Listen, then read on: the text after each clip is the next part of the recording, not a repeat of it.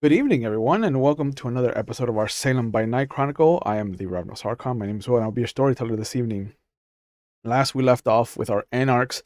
We opened up with the destruction of the Malkavian Primogens estate and what had happened in the interim as we left them the last time, and between that and Melvin's arrival.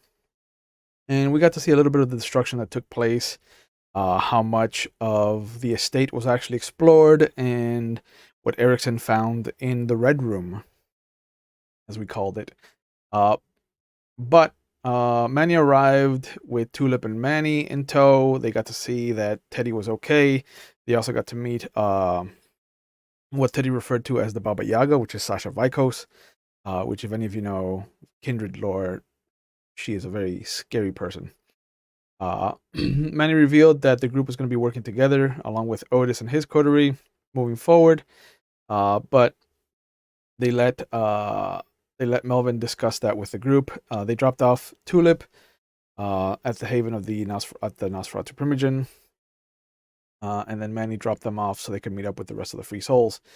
They learned that Aisling McGinty was taken off the board, and that Werner Hertzfield has a target on his back, according to Grant Reynolds. But they also learned that the person that killed Mickey, uh, Melvin's sire, was actually Wesley Ian Gardner. As he finally got to take a look at the note that Grant Reynolds had given to him. Erickson took the ledger that he found in the Red Room, or in the Primogen's estate, and looked through it. They found that there was several lists of names with either a blue inked star or a red ink star by it, and they discovered that the red ink could potentially mean that it was a feeding, whereas the blue ink stood for something else. And following one of the closer addresses, they arrived at a lived in and humble single story house.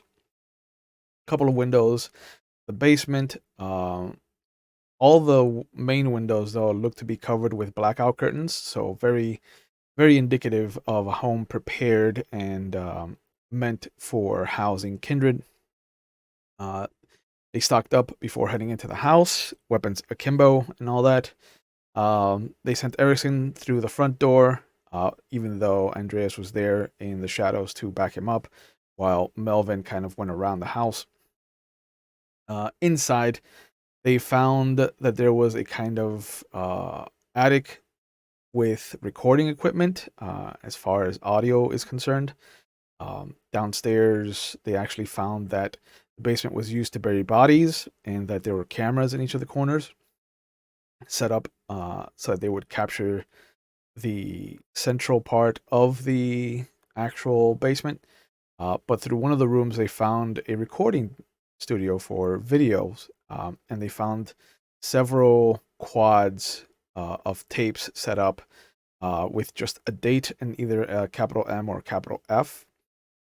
They picked one at random to look through it, and while it was rewinding, Melvin used the one for the tape that Erickson had pulled up from one of the cameras that they had inspected downstairs. They got to see that Erickson's old ghoul, the young Miss Elizabeth, was taken, uh, beaten, questioned, interrogated, and then drained and killed. And after they saw that, the tape that they had found, they had chosen at random, finished rewinding. And when they hit play, they saw the same trio of scumbags bring down a body in a rug with a bag around their heads. And they saw the same kind of interrogation, feeding, but this time they got to see them actually embrace this person who turned out to be Colleen Wright. So after all this time, they finally got to see what happened to have brought Colleen to the other side of undeath. And we left off with them having turned off the video and them sitting with the revelation that just crashed over them. And that's where we're going to find our little trio of miscreants. Hello, boys. How's it Hello. going? Hola. So we're picking up right where we left off. Mm. There's a heaviness in the room. Where is everybody mentally? Psychologically speaking. I punched through the TV. There's more than one, right? More than one TV? There's The one, TVs. the one where the video was playing. Because I'm like, as long as we can play more videos if we need to, that's fine. Yeah, Destroy at least. there are two main TVs, Rephrase but it. there are 4 Betamax VCRs. Rephrase that because I'm gonna be smart about this. I press eject and then I punch the shit out of that screen. There you go. That'll work. I mean, the whole thing with Connie, doesn't, obviously it doesn't affect me as much as Melvin does. Still really just reeling at the fact that my ghoul was there, which then it connects to me that we're just looking at video. So I look at Melvin. Oh, wait a minute, where's the audio? You said that we found an area with audio, right? On the room that could have recorded audio, but all the spools were empty. Mm-hmm. Okay. I need to find out who these people are.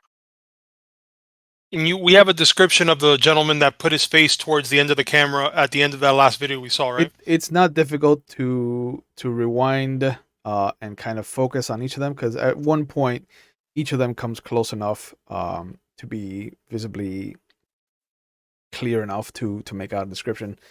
All 3 of these are the epitome of white privilege male.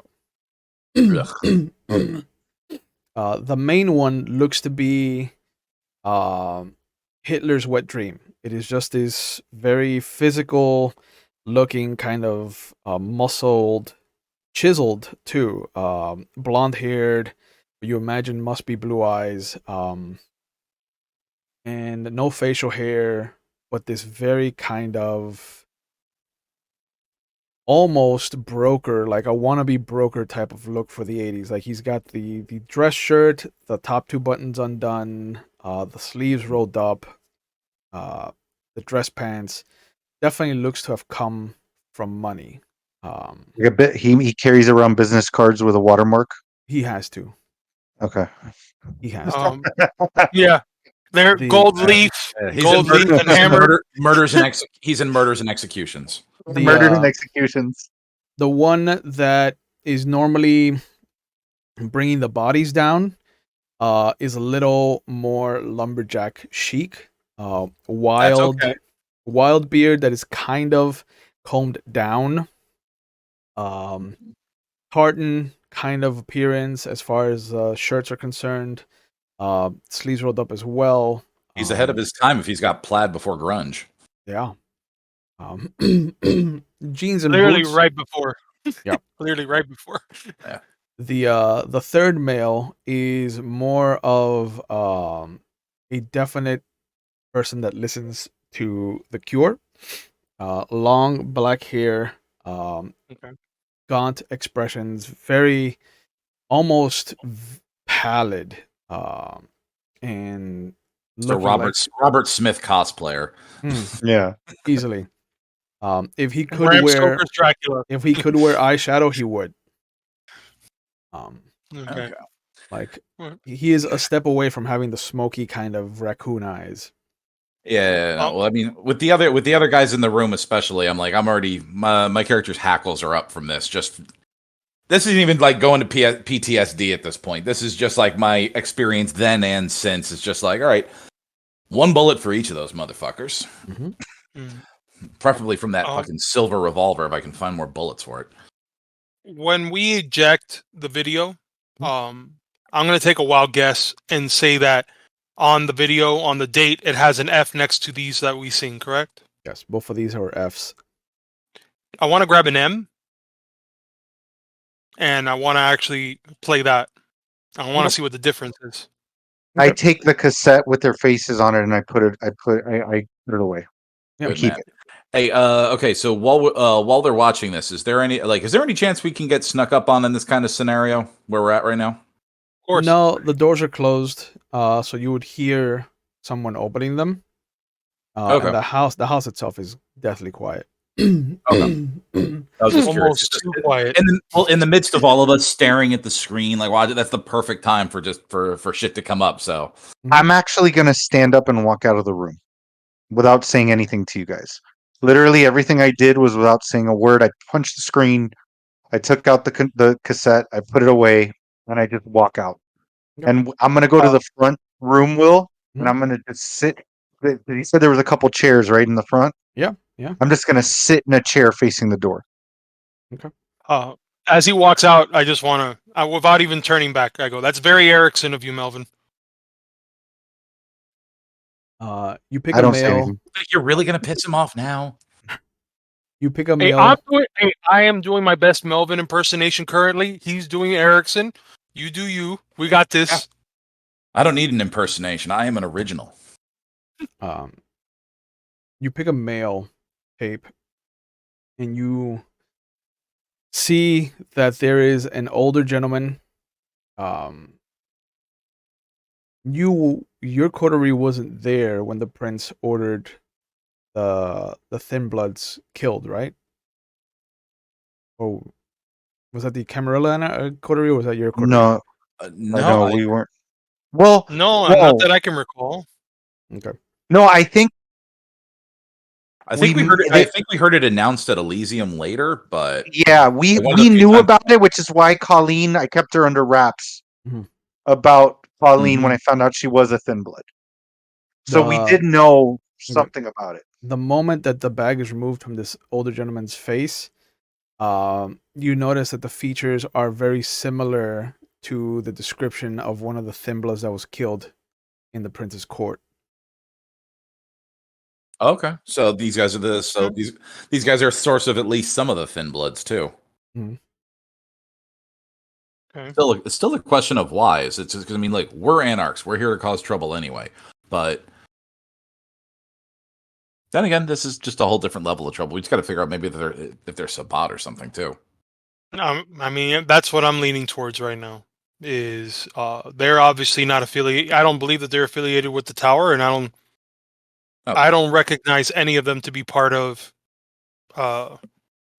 my group or our group. So Well, they could be also part of this could be a part of no association whatsoever. This could just be for the sake of causing chaos and seeing what opportunities they can find in the rubble. Believe me, I would know.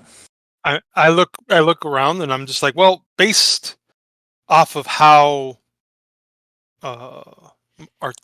meticulous this was set up, I don't believe this was chaos.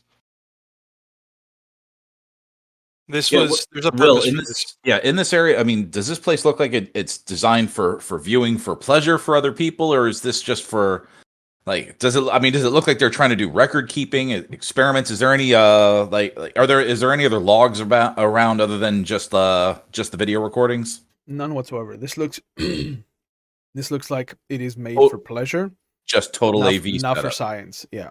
Okay. Yeah, there's nothing scientific about this. This is all just kind of like to be enjoyed at someone's leisure. All right. I'm not kink shaming. I'm kink concerned. Yeah. You do notice that with the male, even though he looks older, they are a little more aggressive towards him. Mhm. There's definitely a separation of Yeah. sexism here. Yeah, in the videos we've seen so far, are they taking turns feeding? Is it the same person feeding every time? Does anybody abstain? No, it's a round robin as far as you've seen so far of the Okay. feeding. Male and female, regardless. Yeah. Okay, so no limited. So okay, just by that token alone, probably no feeding restrictions. So none of those are Ventrue or Easy enough to make that leap. yeah. I also want, considering how you said how proper and how how he treats his his visage as priority. Mhm. and considering the way he dresses, I just want to know if there's any, like for instance, people normally have their initials on cufflinks. I know that he's probably wearing a suit. Maybe a business card just happens to be in his shirt pocket or inside his, something. He isn't as fancy enough to have the monogrammed cufflinks. It definitely looks like what he's wearing is a step above Macy's, but it's not, an Italian tailor. Yeah, okay, who knows him by name? Yeah, he made it over to Brooks Brothers. Yeah. So he's pretty much in line with me. So it's always what I would be wearing. He's never the one to be the one being physical. He is always the one ordering the physicality used, though. Okay. And anytime that he does touch whoever they're talking to, interrogating, when it's not for feeding, he always wipes his hands. Huh. Okay. Yeah, it looks like he has a kind of pastel, dark pink, almost purple handkerchief, but it's always the same one. And to confirm once more, Samantha Cushing came to this location listed on the ledger. Not Samantha.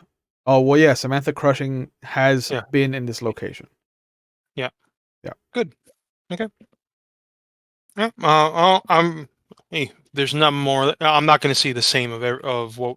I just don't need to keep seeing the same thing over and over again. Yeah. I step out. Yeah. By the third viewing you see of anybody randomly in the quads, it's going to be the same thing. It's the lumberjack is always the one bringing the bodies. The emo, kind of crow knockoff of their pack is the one that's always doing the beating. And that motherfucker never made it to school with his lunch money. And the one in the actual money that he spends for his like attire is the one that just is the brains of the outfit for sure. Yep. He's the one that always points out to where the body should be buried if they end up killing the body. But otherwise, he's the one that tells them what to do. And he's always the first one down, the last one out. Okay. So he likes to be the leader. He likes to be in control. That's the first one I'm going to kill. What's the most recent date on these videos? Most recent date is September. Okay, so they haven't been at this for a bit. Yeah. Which happens to be Colleen's video. Okay. Interesting.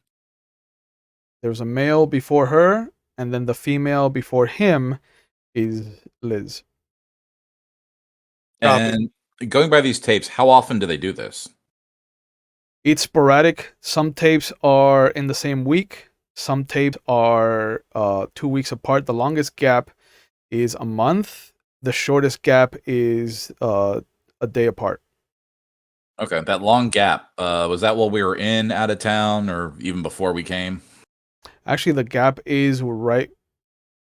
The gap starts before you left for Portland, and it doesn't pick back up at all. But yeah, it's about right before you left for Portland is when they stopped. Yeah, Erickson, you're still in the room, right? Yeah. All right, so I point that out to him since I probably don't have a notebook on me or anything like that.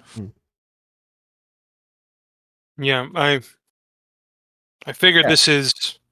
I'm at this point like I have found is there any paper, any writing utensils, anything listed inside this? Yeah, not in there, but definitely upstairs in the attic.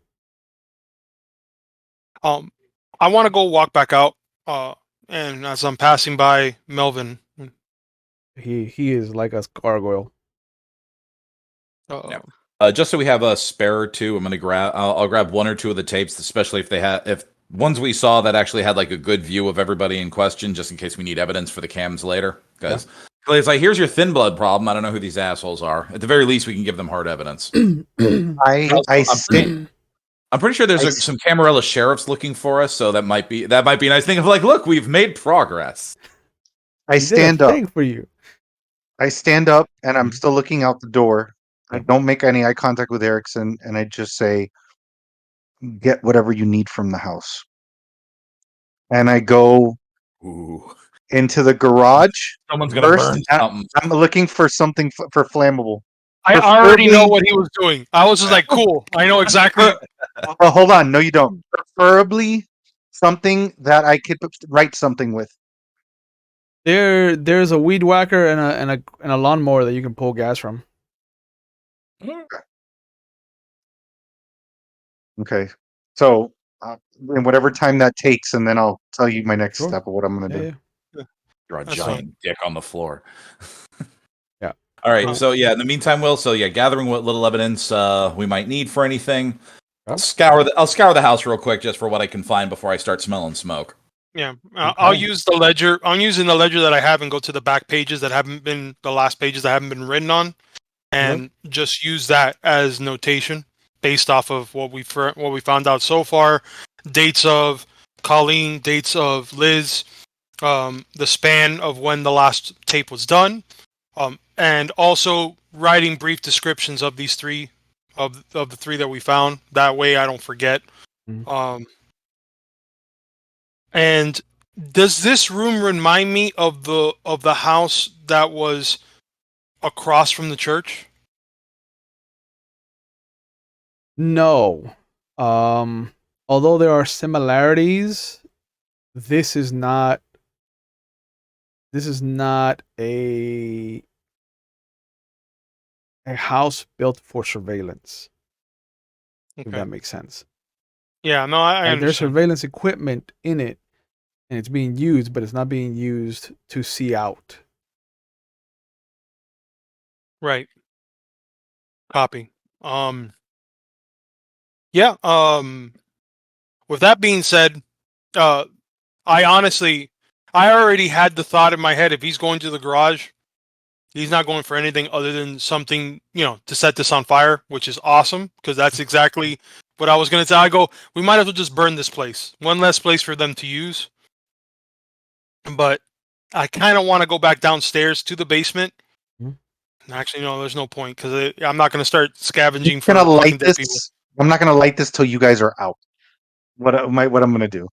But Will, I go to the front lawn and I start writing something in the lawn that when I light it, I'll say what it is. But I start writing something in the lawn. Very, very crow-like of you. Yeah, and Daredevil Crow, same. Yeah. That was my first thought, was Double D's nuts or something like that. Yeah.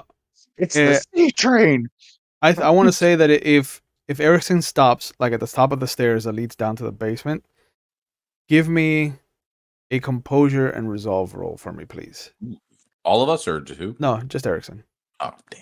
Oh, thanks. Yeah. What? I want to keep my composure too. I'm talking about him telling me to do it. Yeah, I got you, boo. I don't want hunger to too. Remember, So. I don't want composure anymore. I want negative composure. I would like to trade in my composure. Where's my resolve? I keep forgetting there it is. Okay. I don't need composure it and resolve. Yes, please. This is Melvin right now. So waiting. 2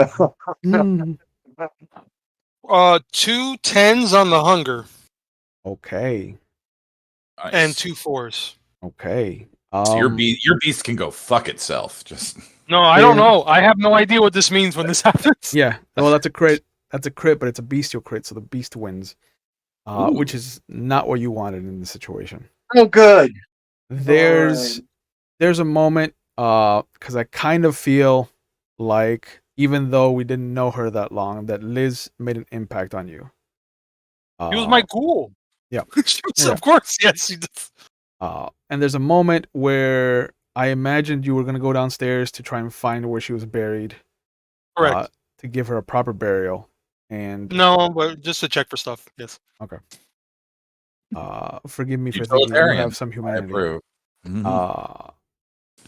And there's a moment where the possibilities of what she could have been for you start to play themselves out. A daywalker is so useful. especially given how Shepard is for Andreas. Mm-hmm.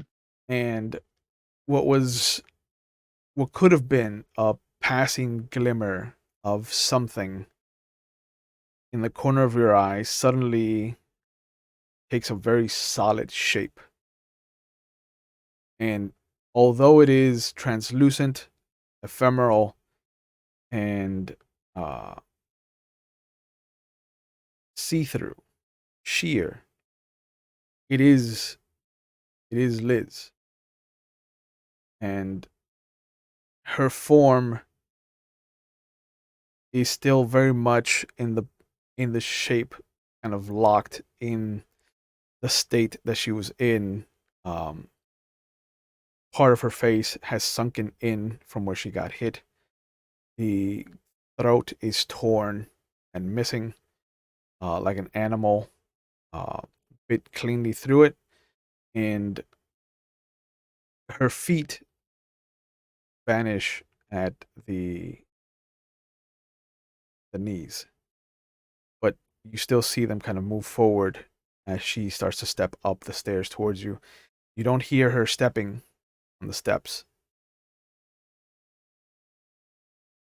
There is a moment where right before she reaches the top of the stairs, her hand comes up.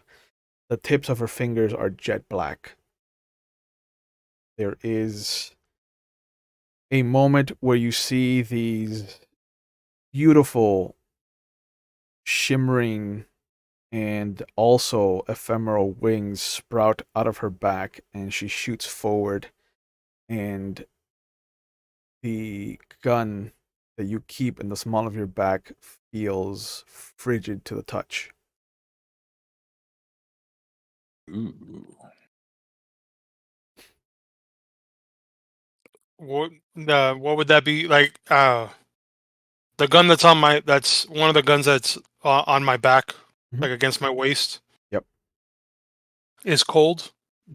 Cold. Like you don't feel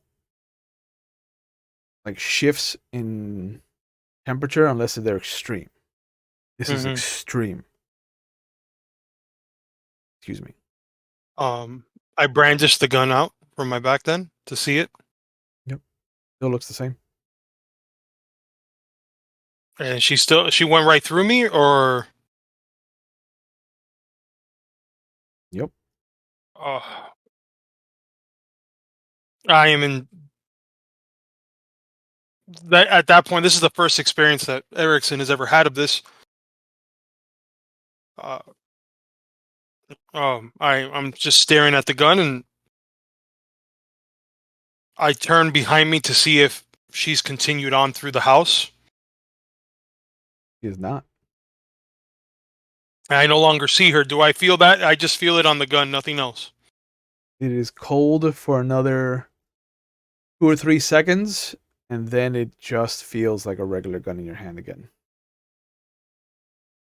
What the fuck? I rush downstairs then. Every step you take, the urge for vengeance swells up in you until you hit the bottom landing, and it is almost like if you are in the deep end of a pool that you are too short to be in. Like you are treading water, you are trying to keep your head above this sensation. It's invisible. Like there is nothing there, but you feel yourself kind of like stretching your neck upward. You can feel this lapping of vengeance that just is eating away at you, and for the first time, your beast recoils back. Dun, dun, dun. While I'm trying to hold my composure in all of this, is there anything out of the ordinary besides just being down here? Nothing. Was there any trails, any remnants of where this figure came from, that Liz's figure came from the ground? None. It looks like she was standing on the landing and just looking out at the right side of the basement as you're on the landing itself. and then she kind of looked up and saw you, and that's when everything started to unfold and the dominoes started to fall, as it were. Cool. I immediately turn around and I stomp up the steps. As I do that, I smash through the door, and I try to literally break anything that becomes kindling, pretty much, as I'm going through this house. Yep. We're setting this house on fire. I'm going to make it very easy for it to go ablaze at this point. Sure. Yeah. All right. So by the time he comes back up the stairs, Melvin comes back in through the front door. There's maybe half a gas tank of this flammant liquid. I I walked down the hallway without saying a word, just letting it drip behind me. If Andreas if he's still in the VHS room, I don't throw stuff in there. But if he's not, like, Chuck, I'm scouring the house, but I'm not even sneaking around right now. All This is you'll hear Chuck, my boots thumping. so I just kind of look through the door and I do a couple pours into there. I I I soak one of the sides of the ladder going up into the attic, so that I know it'll go up that way. Yep. I open the door of the basement and I throw the canister in there. Yep. Or the door's been busted. Never mind. Door's been busted Oh, open. yeah, Yeah, yeah. you can see that some of the steps are even like bowed from how much force has been pushed on them. So yeah, I just kind of put it to the stairs and toss it down so that it kind of rolls and goes into there. I go into the VHS room, and I'm literally just clawing at every single thing in there. At this point, I'm just wanting to make it a pile of rubble at this point. Okay. Done.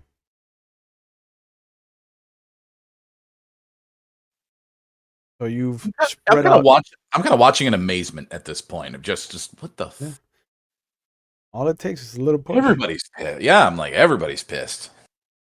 But because at this point, I don't even want to ask Erickson like, "What the fuck's with you?" Because I mean, I saw the thing with the ghoul, but he had his composure before. Now it's like, yeah. That's if I ask him anything, I'm gonna have to pull my cross out. It's just. But you spread the flammable liquid around. You destroy as much as you can. Andreas is kind of there comes a moment where he just stands at the doorway to the house and just is looking at this. I have nothing to offer but a Zippo. It is like watching two tornadoes come together for something once, destructive. I grab the gentleman, and I am so proud of you. I grab the Zippo and I toss it over at Melvin. Do not throw it into the fire. I like that Zippo. But no. I kind of look at them. I don't say a word, and I kind of nod to go outside, and I stand to the front. Okay. As I'm walking outside, I'm literally putting my arms out, so I destroy the frame of this door as I'm walking through. I literally just don't. This house is going down. Actually, better yet, is there a weight-bearing wall on the way out through here? Because I will literally smash through it just to make this place go down even further. Okay. Easy enough. All right. I'm gonna choose to not get too far from the house because my stupid ass wants to just test my Raw Shrek for a minute. Of course. I can't. I got to do it this way. Yep. But you see Melvin bend down with the Zippo lighter to the little trail that he made, and immediately just shoots into the house. And then it offsets into the grass, where you see in writing, death. What was it? What did they decide to do? Was it? It was. I don't know. I'm in suspense. Yeah. Death before dishonor. Could written it down. No, I know. I had it too. No, biggest lie we tell ourselves is I'll remember that. Yeah, it's. It was. I'll just go with this. Death is nigh. See you soon. M. Death is nigh. 'Tis nigh. Yeah. All right.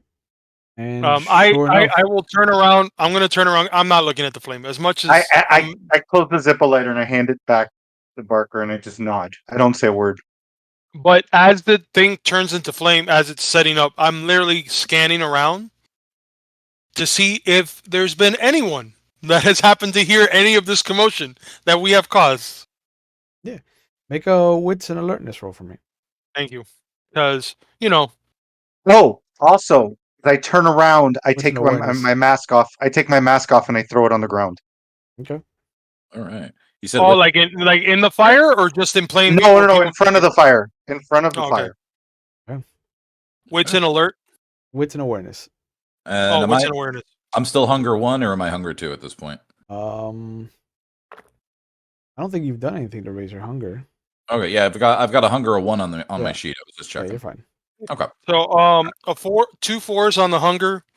Then I have 2 7s, a 9, and a 6. Okay. I'm not even looking because I'm so hyper focused on just Yeah. my Oh no, thoughts. I'm looking for the first person that's. I don't give a shit who they are. They're dead. All right. They just happen to be looking at this what's going on. Let me have Yeah, so- Andreas give me a composure and resolve roll. All right. Well, first, let me give you that wits awareness roll you wanted me to do. So 7 on the hunger die. Oh, well, are you looking? Because Erickson was Oh, right looking now I'm around. staring. That's true. Yeah, no. So if you're, Well, I you're wish I trying could to use that. I should have been able to use that roll for that fucking composure. All right. What do I need? composure and resolve. Oh, okay. That's much. If it's the same number of dice, then It is I not. use wish. it. No, it's Oh. not. It's not. And I already scooped them up. Yeah. So Okay. It is, we got okay. Vegas rules, man. tried. It is We half, tried. Off the table. it is You had to half do for the dice camera. roll.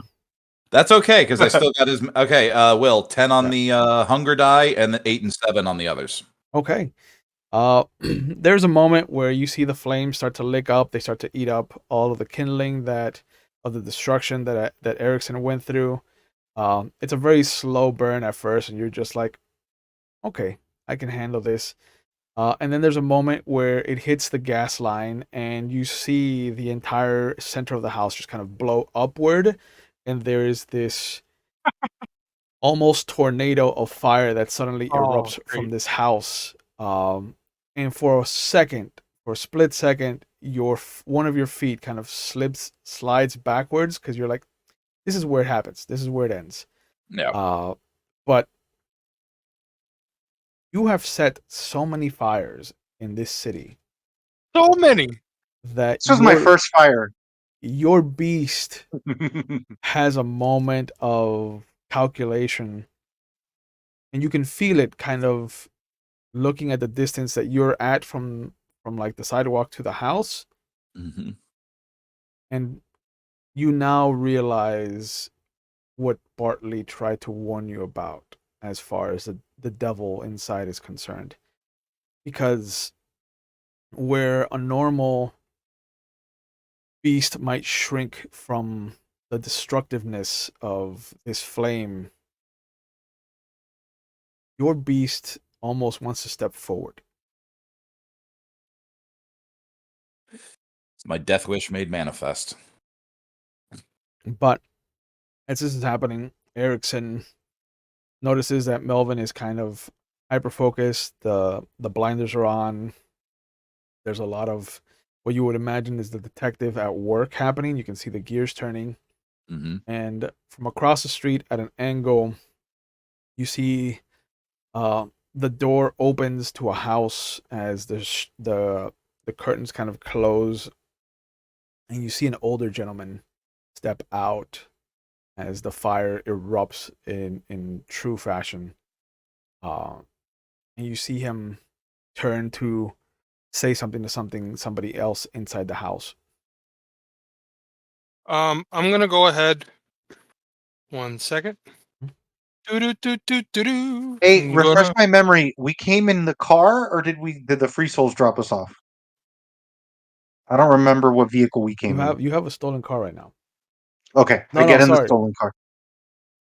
Because Manny dropped you off, so you would be in your car. Okay, Uh, I get into the car. I'm just sitting, staring, staring. I'm gonna cast. Is he close enough? This gentleman, when he sees me, because he's obviously looking. Is he looking dead at me? He turns back to look Oh, in your We got direction. a giant burning house behind us. If he's not looking at us, he's still looking in our area. Yeah. So he's Yeah. looking in your direction. I want to try. I want to cast Dread Gaze. I just want to make sure I scare the living shit out of this guy, just so he can forget what the fuck's going on here. Okay. Boogeyman burned my neighbor's house down. Boogeyman. That Boogeyman did it. A boogeyman. Some guy named M. Some guy named M burned this house down. Okay. Which, by the way, while we're dealing with this, once I notice that guy, I'll turn in that direction enough so that he can't see the fucking so that he can't actually see like the logo on the back of my jacket. Oh, okay. It's a little too much of a giveaway. All right. So, let me have Erickson give me a rouse check. And that was a 4. Okay. So your hunger goes up by 1. 3. I'm at 3. In the silhouette, mortals are unable to act. Correct. In the silhouette, the guy strains to kind of look at the two shapes that are there. As Melvin has kind of moved in to sit in the car. Andreas turns around so that he's kind of not next to you, but definitely angled behind you.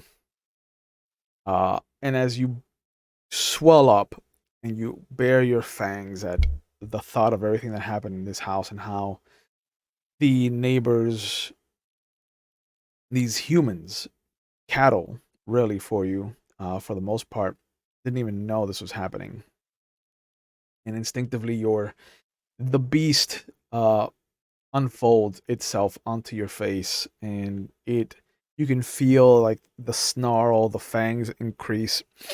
You can even feel yourself taking a step forward, and immediately this older gentleman kind of brings his hand clutching his chest, and he starts to step back into his house. He goes completely white, though. Like, you have put the fear of God inside of him. Or he died. Whichever one. Yeah. Whichever one. Something. But you definitely see him start to stumble back. Good. And he even falls onto his ass. I get into the car and I'm gripping the steering wheel, almost destroying the steering wheel, but just, it has the grooves of my hands as we I lay down in the back seat with just spark a fresh cigarette and just Okay. And off we go. Off you go. So you lay low for a few days. It is now Tuesday. So actually, we'll move over to the Wednesday. Unless you want to do anything during the week, we can. I think we can shoot to Yeah, the weekend. the only thing that I would say, because this is not something I have to necessarily role play, is I'm getting that VHS to the Nosferatu. I'm saying I want names. Okay. Yeah, Yeah. I also want. So in the meantime, while I'm laying low, somebody's actively finding out the information of these people. Okay. So we'll skip ahead to after Thanksgiving then, since you're in the week of Thanksgiving. And we will pick up on Monday the 26th of November as you are called in to to the Red Eye Lounge. Otis wants to talk to your group. In the interim, during the weekend, Andreas has been given a message. Someone has called asking to meet with you. Their name is Ivory Larson. They were forwarded to you by Sheriff Green. Larson. Where do I know that name? Diary of a Madman notes. Whatever. Yep. But it was also the message was passed on from the sheriff. The note said Ivory Larson wants to meet with you. Claimed to have been given your information from Green. The only Green you know is Sheriff Green. Okay. Oh, this is fascinating. So you were also given a phone number. So All right. Dial that shit up. So you see, you will hear a male voice pick up. Yeah, what can I do for you? I was given this number. Someone needs to speak to me by the name of Larson. Yeah, that's my boss. Who can I say is calling? It's Elements Barker. Oh, Mr. Barker, we've been waiting for you. How fast can you come over to the central part of town? Can you meet today? I'm sorry. Let me start there. Did I have anything scheduled before this, Will? Just the meeting with Otis. Oh, the meeting with Otis. What time is that at? Anytime after 11. Okay. And what time? And this is like I'm fresh out the. Yeah. So it's about 9. Okay. So getting to the central location in town, is that more or less on the way to Otis's, or do I got to complete double back? You got to double back.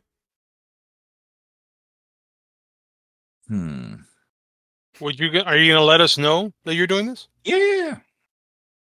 We're working together and laying low right now, so of course I got to let you at least know. But I'm intrigued. So, oh yeah. So all right, I'll let Erickson and the others know. But yeah, I'll tell I might have to miss the meeting with Otis, or at least get there late. But I'll let Melvin and Erickson know where I'm or get an address off this guy off the phone.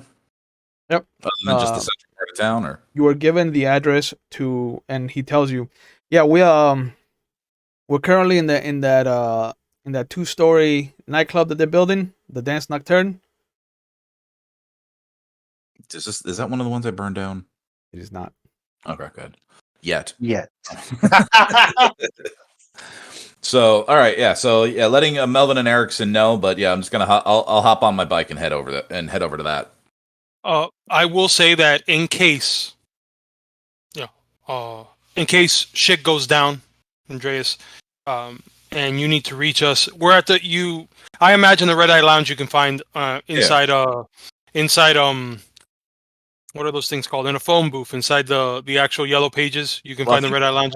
I think I've been there before, so that shouldn't be a problem. No, just in case shit does go down, if you leave a message for us, just Rochambeau, if anything does go wrong. If not, we'll see you there at the Red Eye Lounge.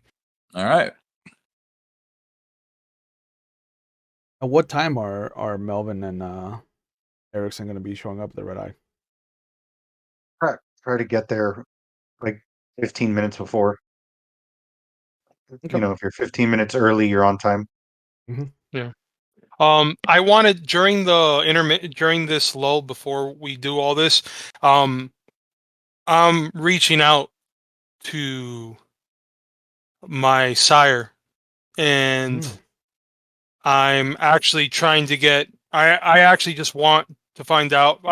All I do is whether I get in touch with her or somebody, an intermediary, just letting them know that I provide them the address that I gave them, or tell her to reach out to me regarding this address. Okay. And then Mickey Blue Eyes, I'm gonna ask Mickey if he can give him the description of the 3 gentlemen, and give as much information as possible. Give him the address to that place that burned down, mysteriously, and seeing if they can give me any information mortal wise. Okay.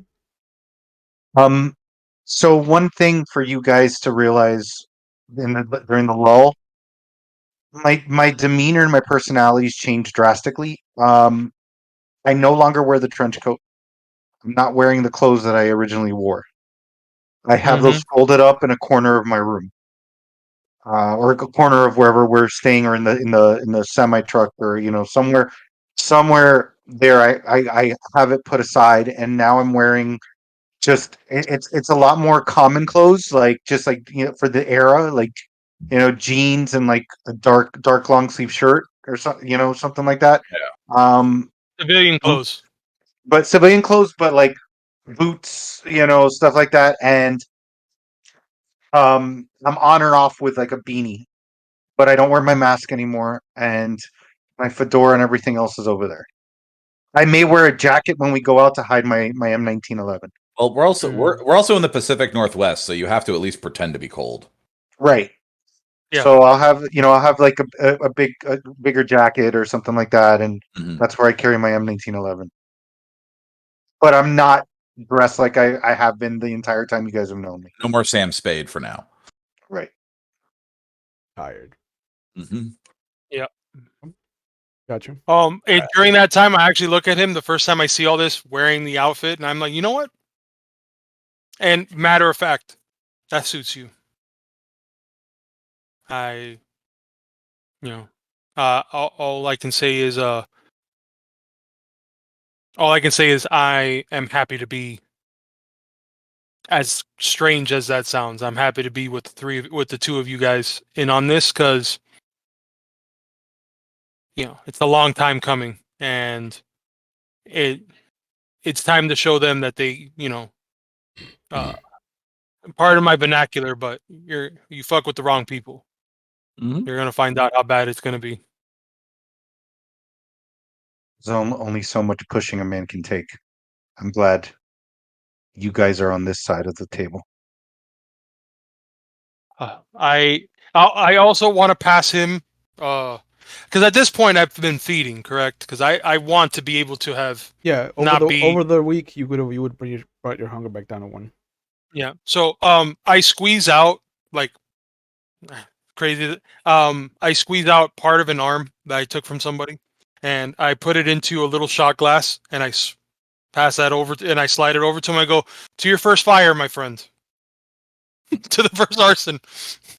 I put that. I grab it, Will, but then I put it back down, and I'm like, some things I haven't changed. And I grab his shot and I take it as well. I'm like, I understood. And then I go and I just be on my merry way. But yes, we essentially just arrived 15, but I would want to be able to. We haven't heard from them up until this point, correct? From Otis? Yeah. Not at all. We haven't heard from Otis at all up until now. He's all of a sudden wanting to see us. Yep. John Coulson called out and told you that there was a meeting set up for Monday, and that he would be it would be in your best interest to be a part of it.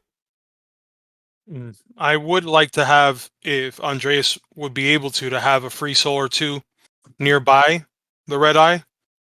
Mm-hmm.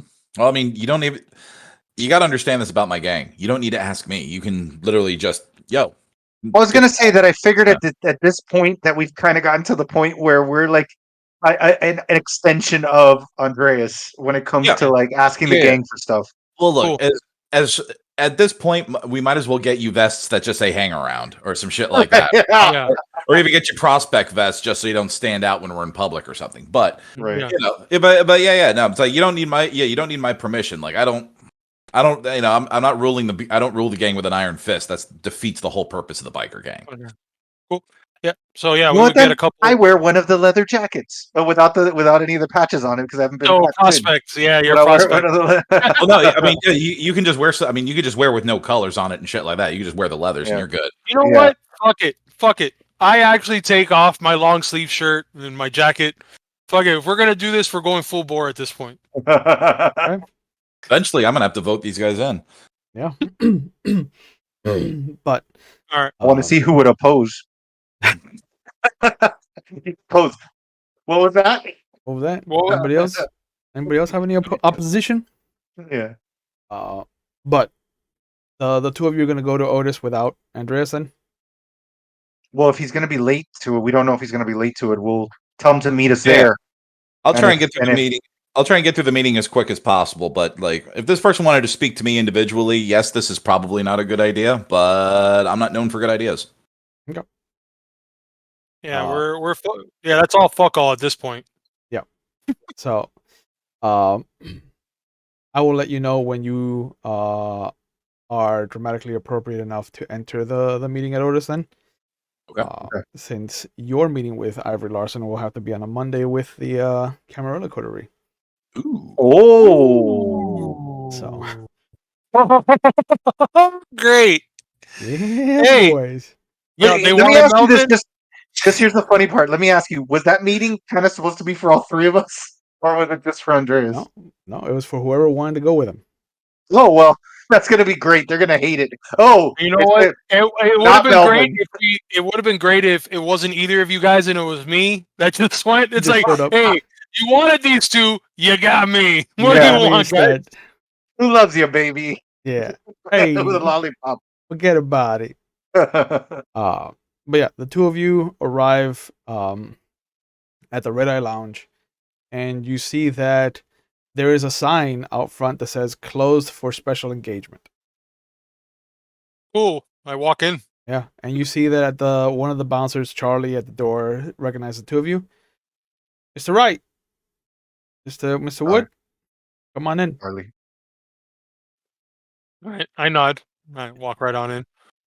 Inside, you see that Otis and his coterie are sitting at a table, and off to the side, in individual tables, some are sitting together, some are kind of sitting alone, is the whole Nosferatu clan.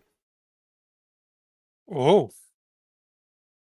I This, I this is I the turn first to time. Melvin. This is the first time I've seen Otis in a long time in person, right? It is. Okay. It is, and he is nothing like you remember him. Okay. The sleeves are rolled up, the button is undone, there's no tie, still carries the vest. He still looks like a businessman, but it's just a businessman after hours. Well, the And- same can go for me. Yeah. When he sees me. Yeah. But you notice also that his hair is now unkempt. It is tied back as loosely as possible, and it just explodes out into this this firework of black and white hair of just salt and pepper. But he kind of looks at you as you enter, and there is a very small smile and a nod of understanding. John Coulson looks the same. Dimitri looks the same. Manny looks the same. What were you gonna say before though, Kenny? Sorry, I cut you off. No, because I literally stared at you and I go, because of the fact that there's there essentially all of Nosferatu in the city is here, and I'm looking at you going, am I the last horse in the race here to realize what's going on? You don't listen. I explained all this to you weeks ago. How long has it been, Will? 2 weeks? Weeks? A week. A week. A week. I explained this to you last week. We're They- back no, to him but- now. And I nod to Otis. I nod over to Otis. Yeah. But for Erickson, you see there is a gentleman who is wearing a very chic London kind of long coat. He has the cravat kind of sticking up out of his shirt. Very proper looking. His face is angular though, very sharp angles. Very much looks like Max Schreck from Nosferatu. Tulip is there. You recognize her. Mhm. Manny, of course, and there's three people that you've never seen before. Okay. I'm gonna walk up over to Otis and pay my respects. You know, we're at his place, and Mm. you know, kind of if I walk by Manny, I tap him on the shoulder. Yeah. You know, and I nod to the others as I walk over to Otis. I go ahead and I give a handshake. I present my hand to Otis, shake his hand. Shakes it. Same thing to Colson. And I walk right past Manny and follow and follow Melvin. I when I go up to Otis and I shake his hand, I just look up to him and it's the first time you guys have kind of seen me smirk and any kind of in the last week, and I just say, Your Majesty. And I give him a wink. Shakes his head. But he And then I walk over, I guess. well, he holds onto your hand as he stands up, and he pulls you to the side after he shakes Erickson's hand. and he says, just to you, listen, I'm glad you're back. I'm glad. I'm not glad that you, as a clan, have been forced into this situation. But I'm glad to have you. That being said, I think you should know someone in the city is looking for you, and I think it would behoove you to make yourself accessible to her coterie. His name is Ivory Larson. He's a Toreador, and all I can tell you is that if anyone needs to know what happened to Geraldine, it's her. You were there. Happened. You're the one that can fill in the gaps for her. Seeing as how I know what it's like to lose your sire, I've got no problem making myself accessible, especially if you think it's a good idea. I don't know if it's a good idea. I just know that they came to us. We exchanged information, and what she gave me was more valuable than what I gave them. I'm paying it in kind, making sure that you extend your kindness to her, my stead. Well, the funny thing is, I told you guys earlier who I went to go meet. Oh, that's true. He did say the name. So I'm like, He did. So I kind of I say, seems there's a meeting going on right now with my friend Andreas and that person. That's why he's not present at the moment. But I will be. I was wondering. But Otis, whatever you need, I've got your back. I appreciate it.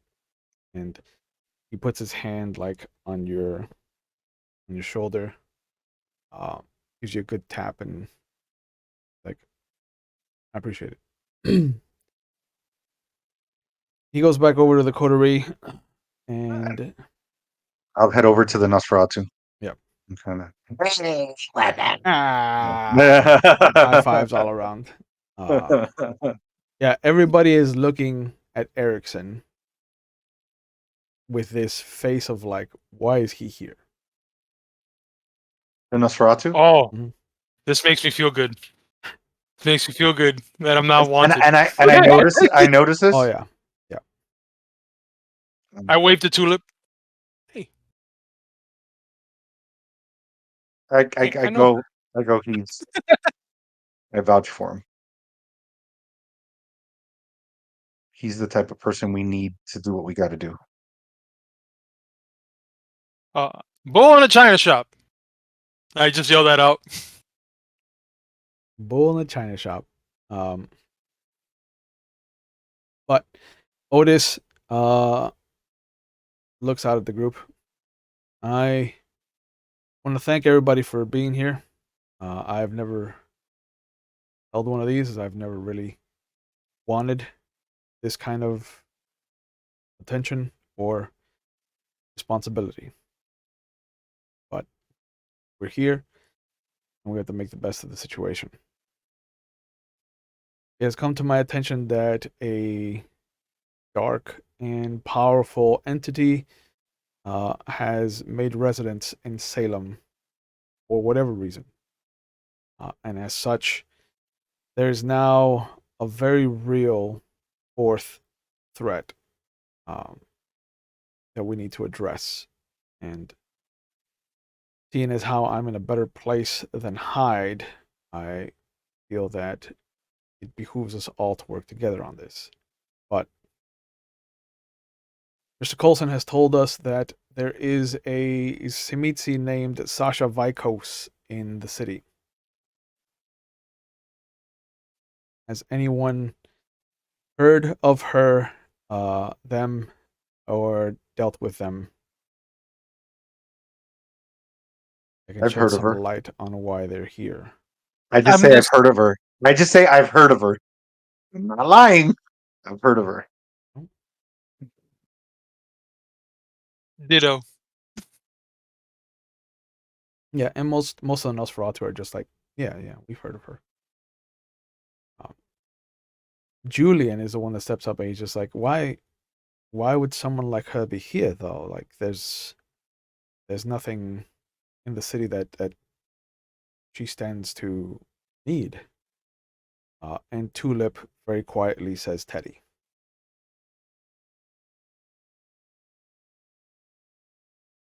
And Mhm. Manny at that point That's points at right. her. I was waiting for That's- Manny. I was like, when's Yeah. Manny coming up? Manny points at her. He goes, give her a $10 ticket, man. That's the winner right there. That guy has fucked everything up right now. And she shoots him a glare. I Manny. shoot him a glare. No, and I say Manny. He's the last person that's fucked anything up here. There's way more people in the hierarchy that have fucked things up. Yeah.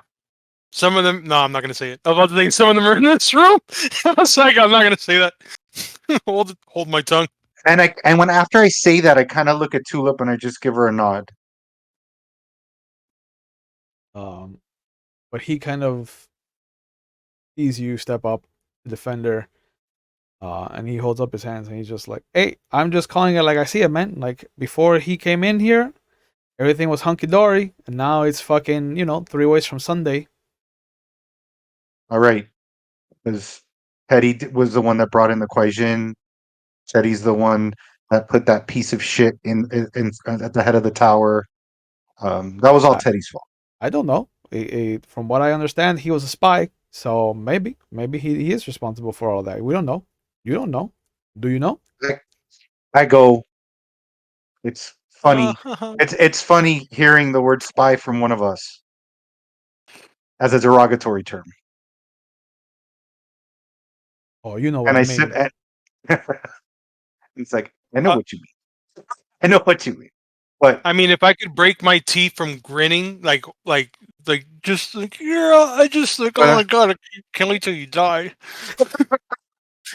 but I just say that we know of up to this point, Teddy's not done anything against us. Okay.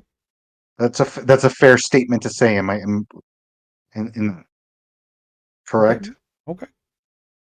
Unless you know something No. that I don't. No, man. Out of everybody here, the only ones that have been hanging out in Salem proper is all of you motherfuckers. And he just wildly points at all the Nosferatu and Erickson.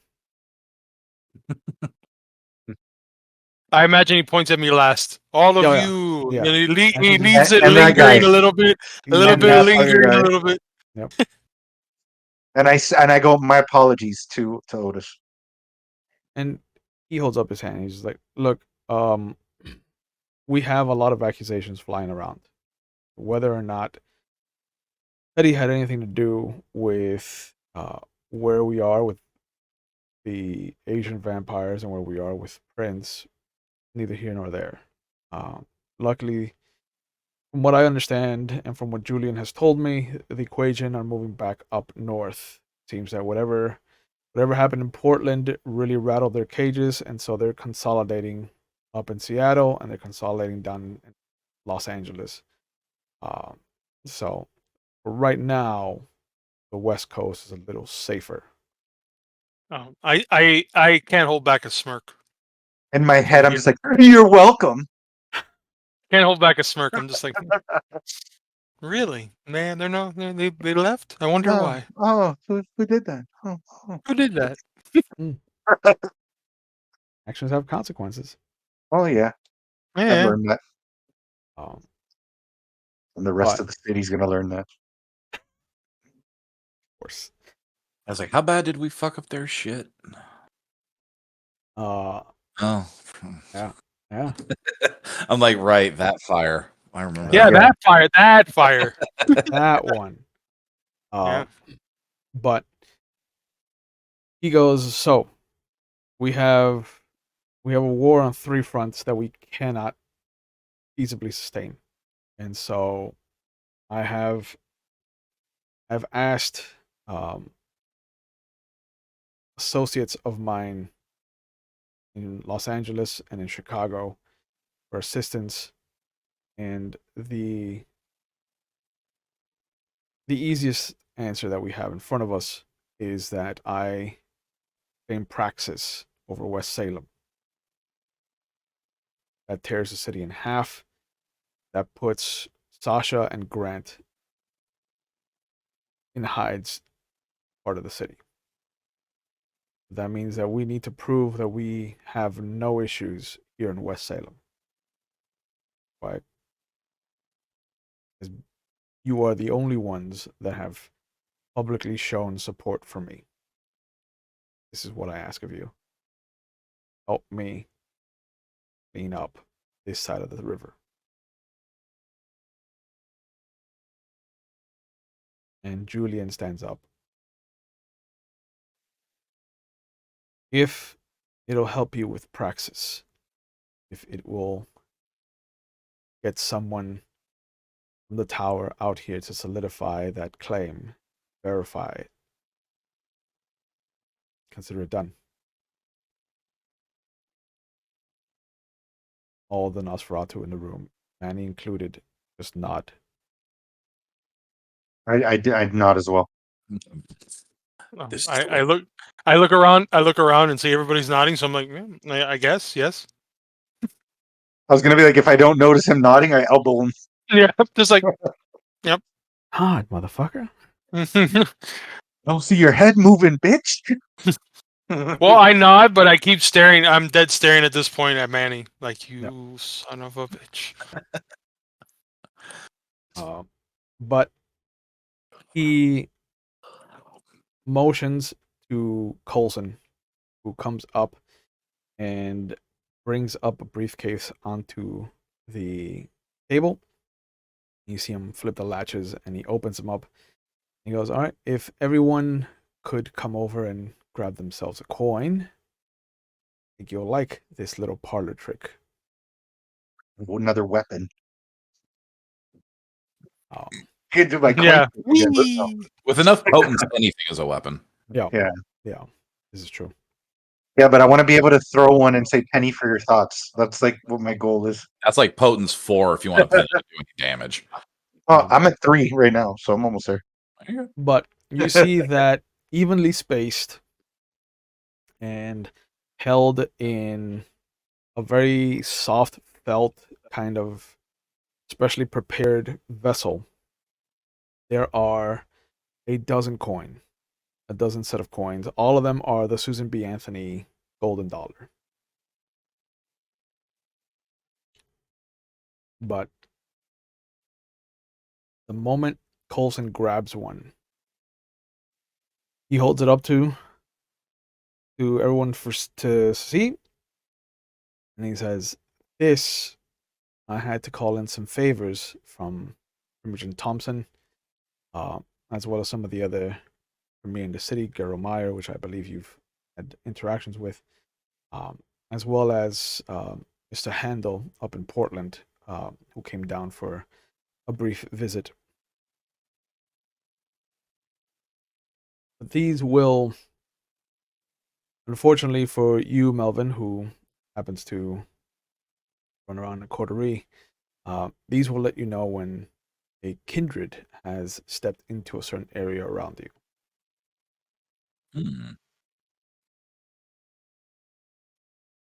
Okay. Be aware, they're not great at deterring ambushes. Their field is very wonky, but it's the best we can do on such short notice. Sometimes the field will extend out 20 feet, sometimes 5. Okay, so going forward, we're all going to stand really close to each other. because it says that when they enter your space. So if you guys are already occupying the space, it's not going to pick up you guys. It'll pick up the others. All right. So we're hugging each other from now on, baby. Any point at any point after this, Andreas can walk in. Which But- means also that the coins should work if they're holding them.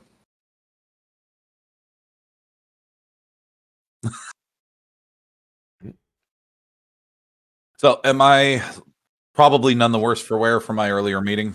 I doubt they're going to do anything to you. Okay. Well, let me guess. Is there a coin for each one of us? Obviously. Yes.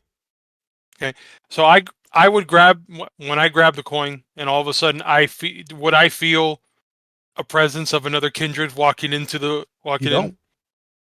Oh, this You don't. this fucking thing does not. This close proximity. I'll pick up the coin too. And Yeah, they said it was janky. So Yeah.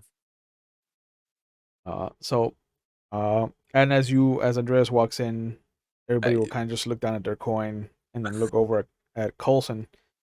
Unfortunately, the coins require some time in your continued existence, in your presence, so they can be attuned to yourselves. Mm. These are generic coins right now. I put it in my pocket. So, taking a couple drags on my cigarette, looking around at everyone with the coins, just seeing the table. I'm going to go sleight of hand one. Easy enough to grab it. Yeah, rolling it through my fingers. So, what do these do? Oh, hey, not much right now. It was yeah. They were supposed to alert us when Kindred entered, but it's not working at the moment. Obviously. All right. Well, at the very least, this will be bus fare. Yeah,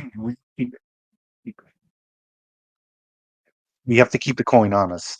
Oh, Yeah. But with that, And I look to the Nosferatu and I go, I vouch for him too. Since I already know.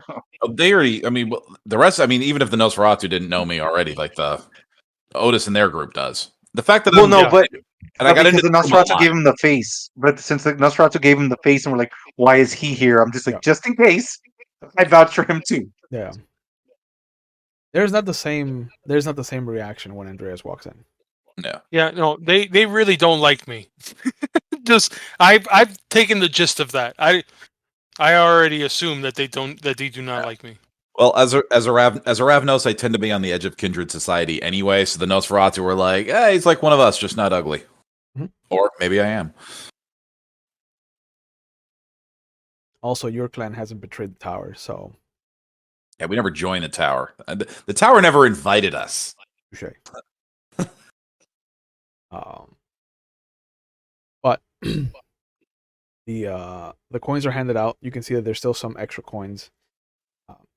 Olsen closes the case, sets it back down, and Otis says, "Thank you.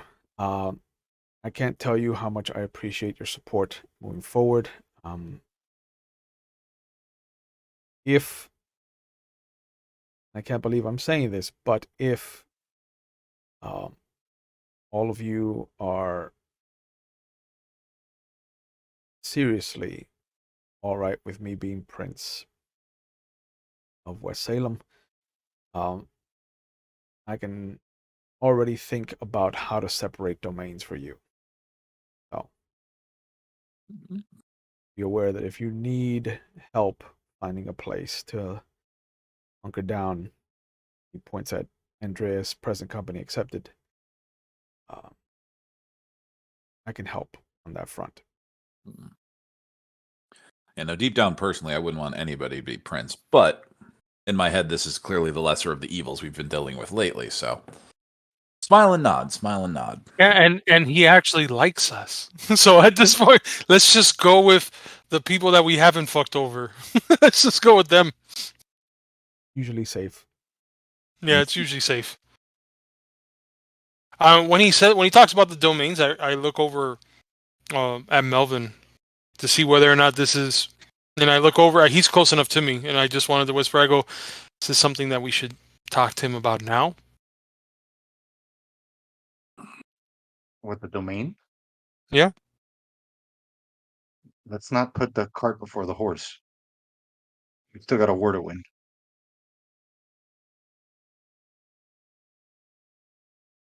I imagine he ended the meeting.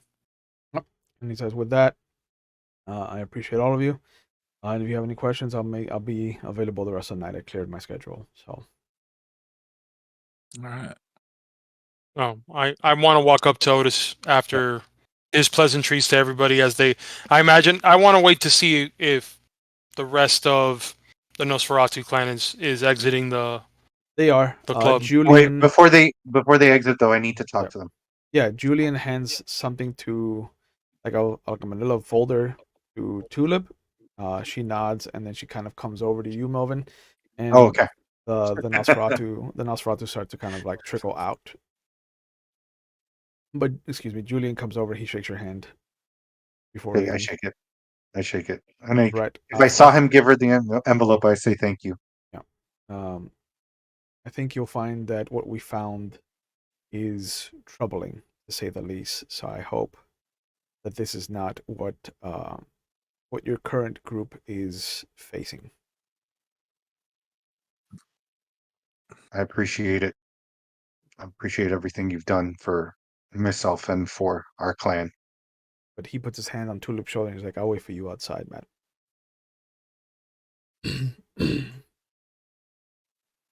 And then she's kind of rolled up the manila folder.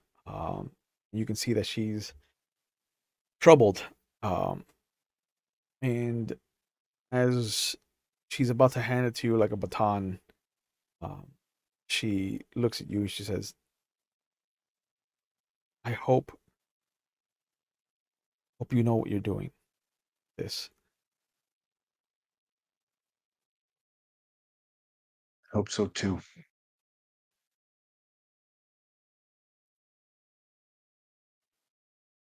She puts her hand on your face.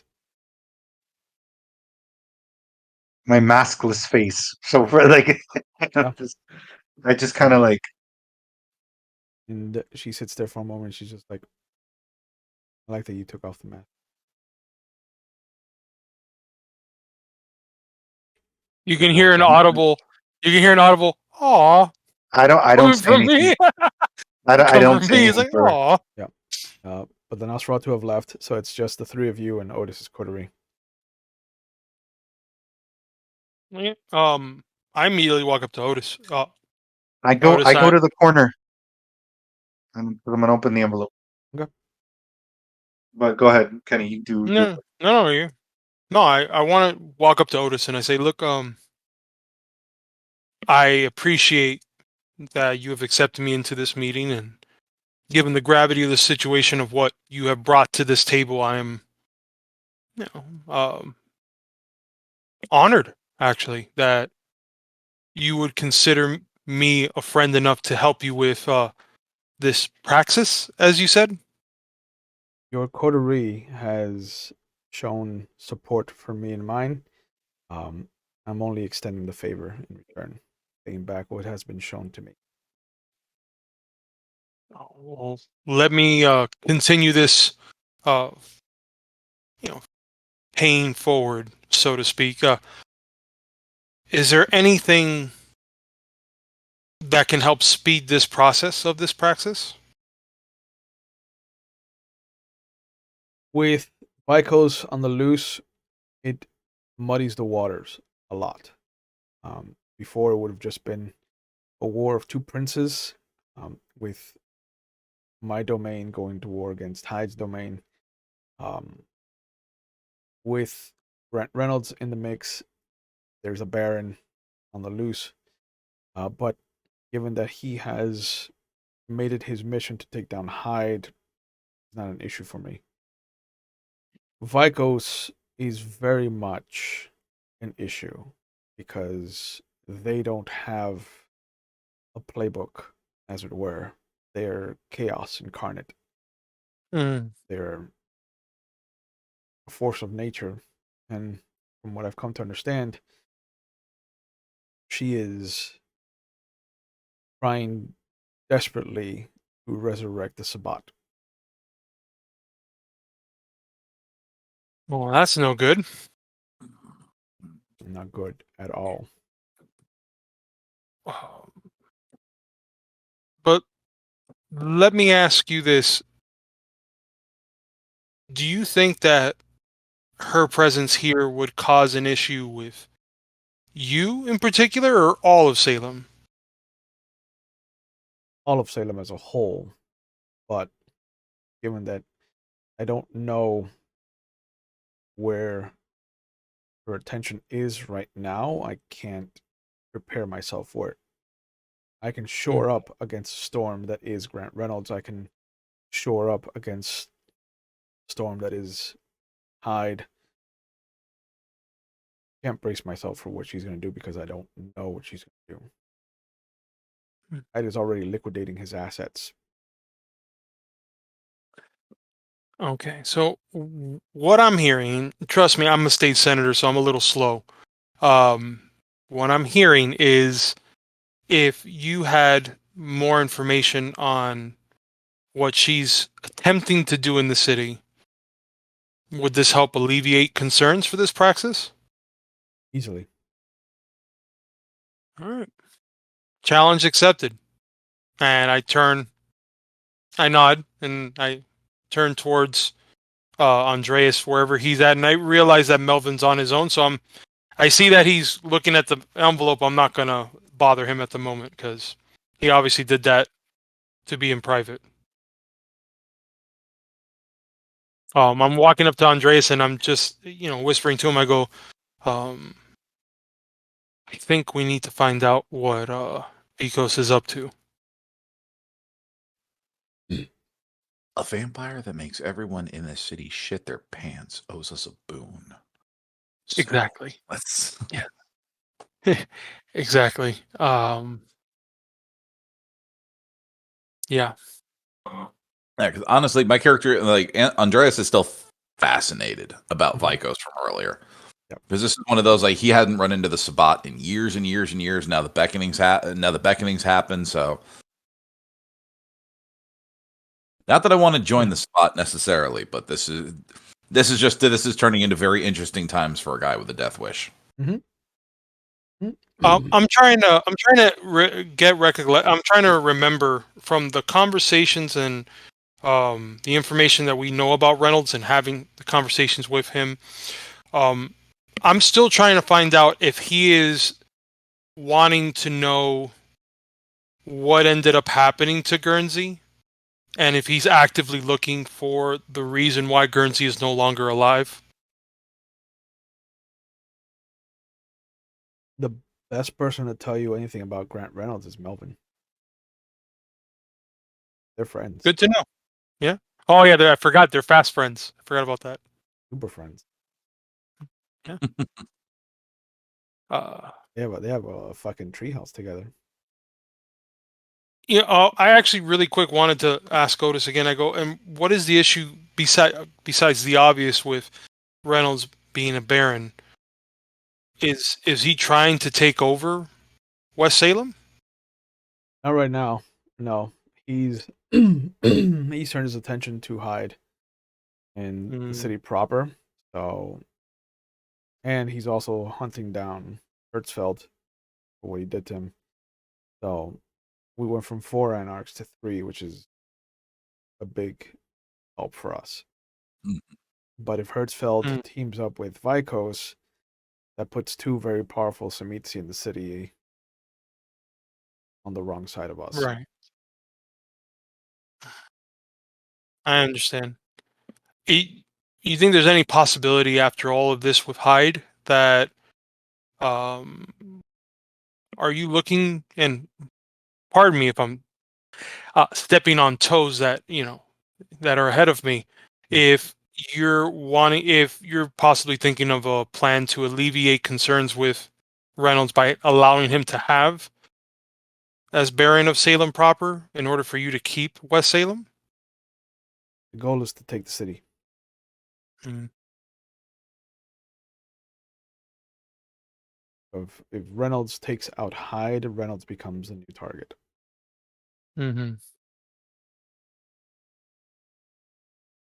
The Okay. issue at hand is if Reynolds finds Hyde's defenses too great, too insurmountable, would he side with Vikos again, given that they were both members of the Sabbat? I Is take it then.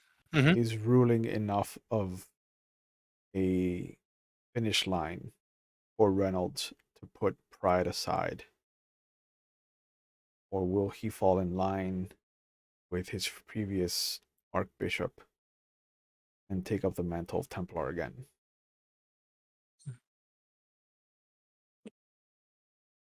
Is there any possibility of having Reynolds be an ally at the end of all of this with Hyde if we happen to get to Hyde first, so to speak? If anyone can bring him to the table, and he is amicable to that, it is a bridge that I could see us crossing. But that is a big order. Hmm. If Understood. Vikos wasn't in the picture, I could see that being an easier task. Right now, it feels Herculean. I literally, as he says that, I'm trying to calculate in my head now. Shit. Okay. Understood. I walk over to Andreas, but I'm staring over at Melvin because I'm just giving him his time. But I kind of want to know more about Reynolds without, obviously outside of this. While This all of room. this is going on, Melvin pulls 3 pictures out. Each one is kind of set up like a actor's resume. So it has their picture on the front and stapled on each of the corners. To the back is a sheet of paper. Very simple. It just has a name, a date of death, you imagine, and then a symbol for a clan. The emo kid, excuse me, is named Andrew Bates. The date of death is 5 years ago. And the clan symbol is a circle with an A.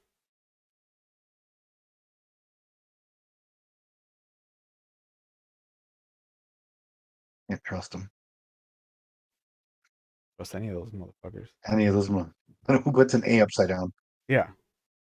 Fucking idiots. The lumberjack is named Kevin Marlowe. His date of death is 6 years ago.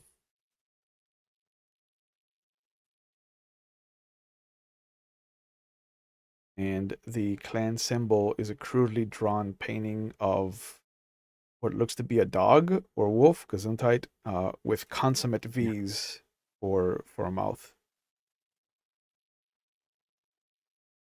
Right? The Wall Street broker type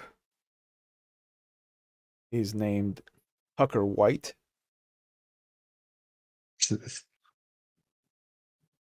His date of death is 9 years ago. His clan symbol is what looks to be a coiled dragon eating its tail. What did you say his name was? Tucker White. White. Tucker White. All right.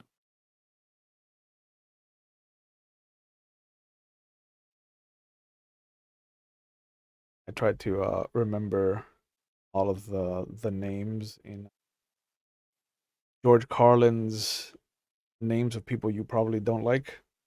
Tucker, I'm Todd. Hey, Tucker. Yeah. Fuck Tucker. Tucker's a bitch. Tucker. Tucker. So All right. I know all the symbols, right? I would know the symbols or no? Do you? I don't know. Do I? Do you? Do you? Do I? Let me have you make an intelligence and occult roll. Oh, good. So Hmm. that's gonna be 3. Yeah. Yeah.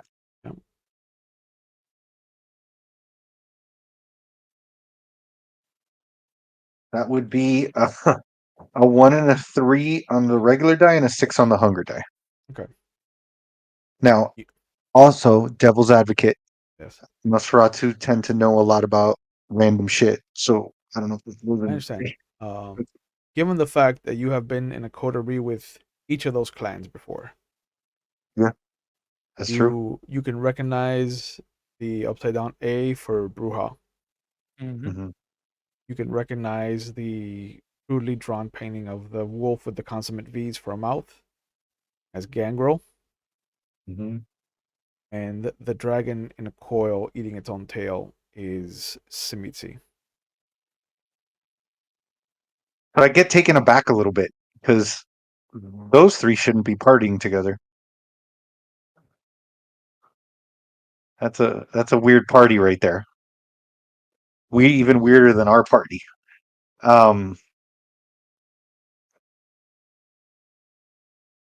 Which was the one that bit her? That drained her. It was Kevin. Or drained her, yeah. Kevin's the one that drained her, and then uh, he's the one that drained her and fed her his blood, and then it was Tucker that came in and gave her blood when she didn't take. So yeah, you can take the goth kid, Andres. Uh um I put the paper.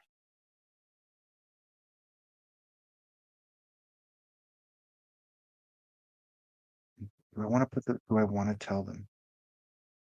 Now you guys. Which one did you say I could kill? The goth is Andreas. I mean, sorry, on Andrew. Andrew Okay. Bates, Um, Ruha. Aw. I'm not going to tell Otis and these people anything yet. I'm going to walk up to you guys. Actually, I'm not even going to walk over to you guys. I'm going to signal to you guys to come over. Oh. Tucky. As Some subtle as I can. Even Yeah. even if I just send Betty D over to like nudge him in the Oh, Betty D has been. Yeah, believe Betty D makes a difference. believe you me, we're both half at least paying attention to you Yeah. because you're sitting there quietly reading a piece of paper in a room full of vampires. I mean, Yeah, you can see him. You can see that he's looking through what looks to be 3 uh, full page pictures of somebody. That each picture has something of a dossier in the back, as far as like a name, a date, and then a symbol. It's not hard to kind of see the backs of the paperwork that he's looking, and every time that he turns one around, you could see the image that he's either looking at or the image of whatever's on the bottom of the pile in that direction. yeah. So would I Well, see what I don't know from the distance? Would I be able to see a Bruja symbol? Easily. Oh. Yeah. You know your own symbol. Yeah. I look over. I don't, without looking at Andreas. I whisper out so you can hear it. I go, looks like my clan is fucking it up. When do they not? Touche. I'm like fucking established Carthage. Mm-hmm. Way to fall from grace, you motherfuckers. Yeah. Yep. You see Maverick I looks through them, yeah. and then he calls you over. All right. Oh, first thing I walk up, and once we're in earshot of him, once we're in front of him, I go, okay, Which one from my clan is it? The goth kid, friend of yours. Would I And recognize this? I hand him the thing. Would I recognize this person? Andrew Bates is not a name that you've heard of. And he's only been embraced within the last 6 years? Well, I've only been embraced for 10, so Right. But if he is Bruja, then Sam might know. Um, here's the yeah. interesting thing about the situation. It seems like we're not the only odd pairing in the city, because this one's a gangrel, and this one seems like Sasha and Teddy aren't the only Samitsi that are in the city. Dun dun dun. Mm. Great. Gangrel, a Bruja, and a Zamitsu. Oof. Yeah, that's a pretty chaotic. That's more chaotic than we are for sure. Yeah. Well, notice the date of death. I don't know about you guys. I got like 30 or 40 years on these guys. Oh, same. To be honest, I'm probably the closest to them regarding their death date. These can you I look at Erickson and I go, do you can you try to find some information out about this one? No, of course. If we can get him, we might be able to either track down them or at least ring him up for information. So I see the face. I can tell that this is the one that pretty much causes the aggravation to whoever they're feeding on. Oh, he is the bruiser. Yeah, he's the bruiser. I go, yeah, I could be able to draw him. I can draw this one out. I look. Are we leaving, or is there anything else that we need to ask of Otis or anybody here? Fuck Manny Garza. I say that just as I'm going through, but just I don't say it loud enough. But I just say it. Actually I'll go up to Otis. And I take I give the Zamitzi photo to Andreas, since Erickson's got the Bruja one, Mhm. and I take the Gangrel one. Okay. And I walk over to Otis and I go, do you have a minute? Yeah. What do you need? Do I remember, none of his coterie are Gangrel, right? Or is there somebody in his coterie that Dimitri is Gangrel. Dimitri is Gangrel. I go, I need a favor. How big? And I look over at Dimitri, I'm like, for me, it would be big. But I don't think it's a tall order.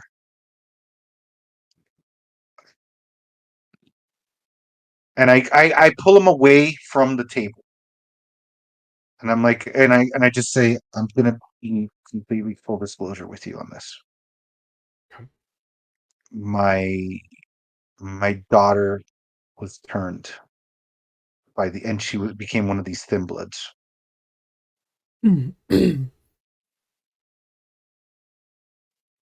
I found a house. I don't know if you heard of a fire that happened, and I say in the direction of where it happened. The one with the bodies in the Um, basement. Yeah. Hers was one of those. These 6 sons of bitches filmed themselves beating and turning people. Here's the thing. I found out the name of one of them, and I show him the picture, and I show him the back. He looks at it. Not familiar with me. Maybe familiar to somebody else that you have some sway over, or they can get me some information. I before I go further, I will let you know.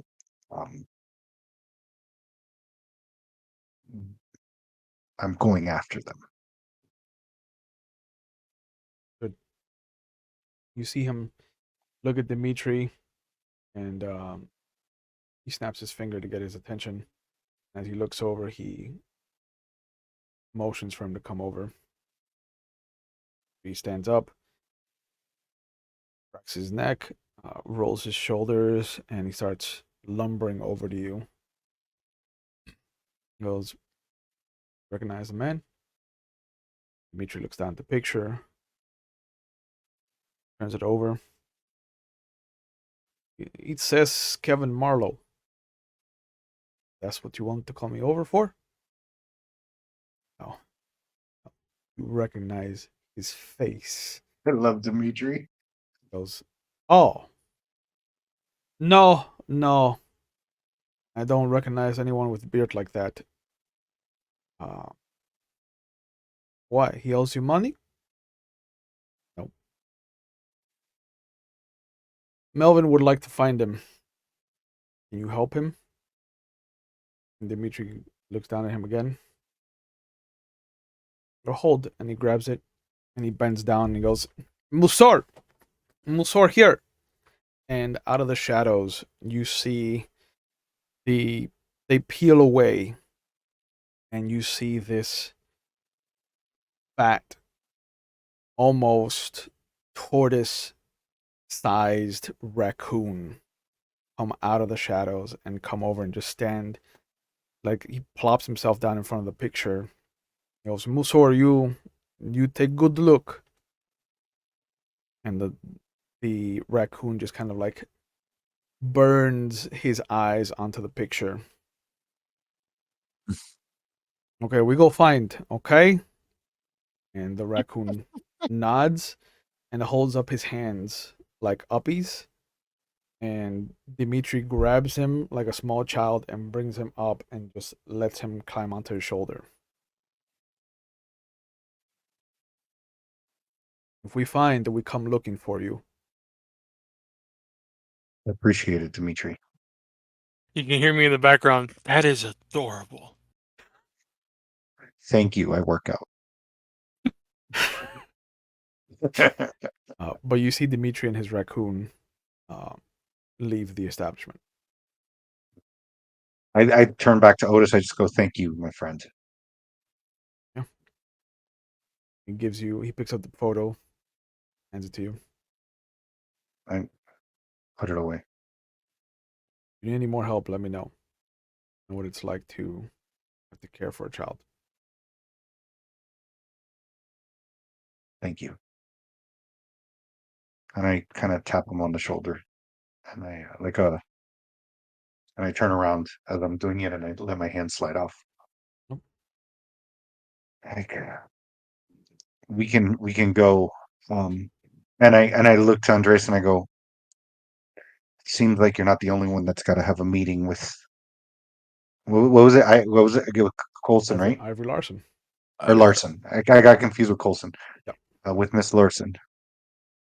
So I'm dying to hear about what happened. Oh, yeah. Well, I promise. Must be riveting.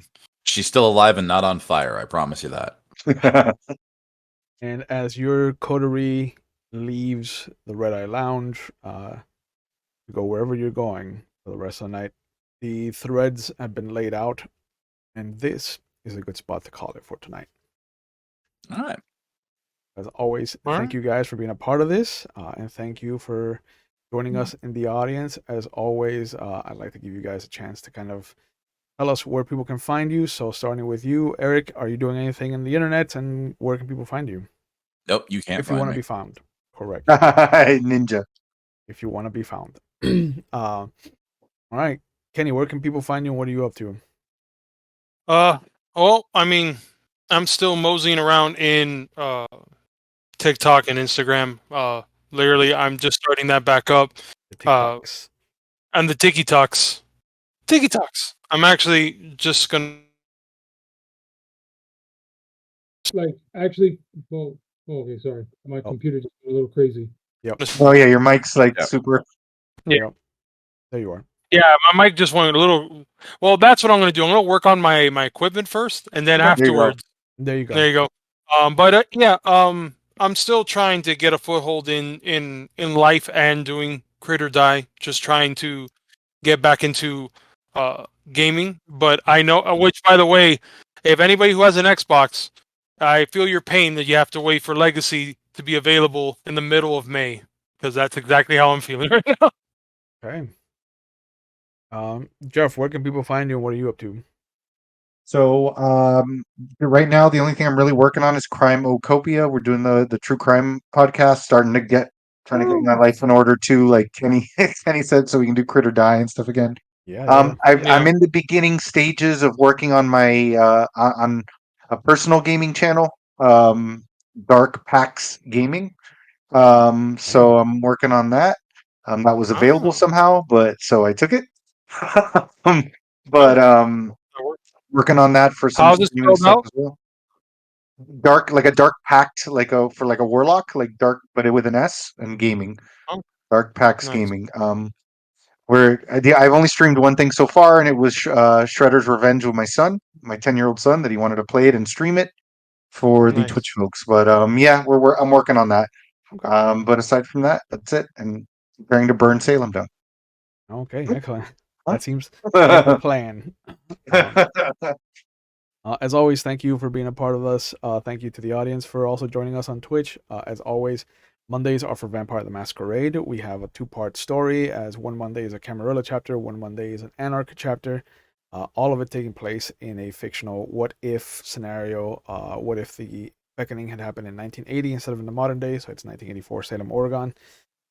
Tuesdays are split up between Werewolf the Wild West or Legend of the Five Rings. And then every other Thursday right now, we have a 7th Sea campaign going on. As always, on the channel, we take mental health very seriously. Please know that it is okay to not be okay. So please, when you take care of yourselves, remember to take care of your mental health as well, as that is part of our general health. So I hope that you are taking care of yourselves and that you are trying to find the help that you need. If you are, if you need a little help, there are phone numbers going up live on the Twitch chat. They'll be in the description box if you're watching at any other point on YouTube's. If you're not in the United States, there is a link going up as well that'll be available for you, description as well.